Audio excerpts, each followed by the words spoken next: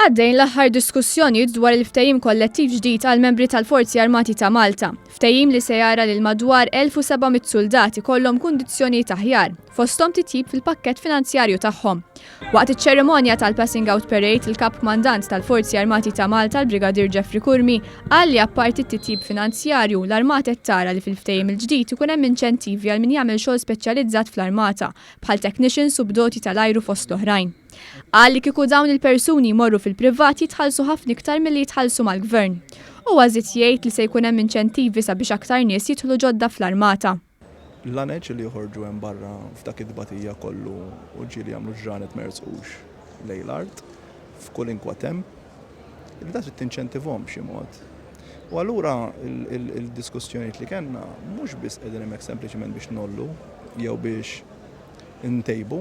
Alright, dik kienet il-lan prinċipali, però wkoll qed nippruvaw nagħmlu inizjattivi, nieħdu inizjattivi biex at least nagħtu inċentiv il-ċertu nies illi jagħmlu ċertu xogħol partikolari. Intant l-erba' filgħodu 60 soldat ġdid issieħbu mal-Forzi Armati ta' Malta wara 5 xhur ta' reklutaġġ. Fost is-soldati l-ġodda hemm 3 nisa u 28.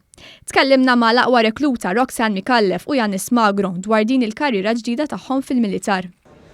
Bajt nistinka u nil-sisti, nitrenja.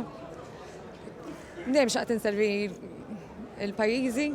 Jena tħajja nidħol fl-armata ħabba d-disciplina u ħaġa sabiħa li inti taqdi dmirek u għal-pajjiż.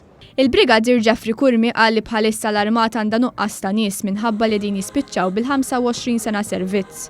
L-Armata da tagħmel reklutaġġi kontinwi ta' gruppi żgħar ta' nies sabiex 25 sena oħra ma jerġax ikun hemm din il-problema fejn l-Armata titlef ħafna nies f'daqqa. Il-Brigadir tkellem ukoll dwar l-investiment li qiegħda tagħmel l-Armata fosthom l-ikbar petrol boat fil-flotta marittima li bħalissa da tinbena fl-Italja. Il-Ministru għall-Internu s-Sigurtà Nazzjonali Michael Farrugia faħħar ix-xogħol li qiegħda tagħmel l-Armata. Qal li għaddejjin diskussjonijiet sabiex it-taħriġ li qed isir fl-Armata jiġi rikonoxxut. U għalhekk huwa komplementari l-investiment li qed isir fil-Pulizija, fil-Forzi Armati, fejn għandu xaqsam il-protezzjoni ċivili, fejn għandu xaqsam il-faċilità korrettiva ta' Kordin. Wetna li l-poplu Malti li jsir l-ikbar investiment bla preċedent qegħdin nagħmluh. Il-Ministru Michael Farrugia taħħar lill-membri tal-Armata tal-ħidma tagħhom biex iħarsu liċ-ċittadini.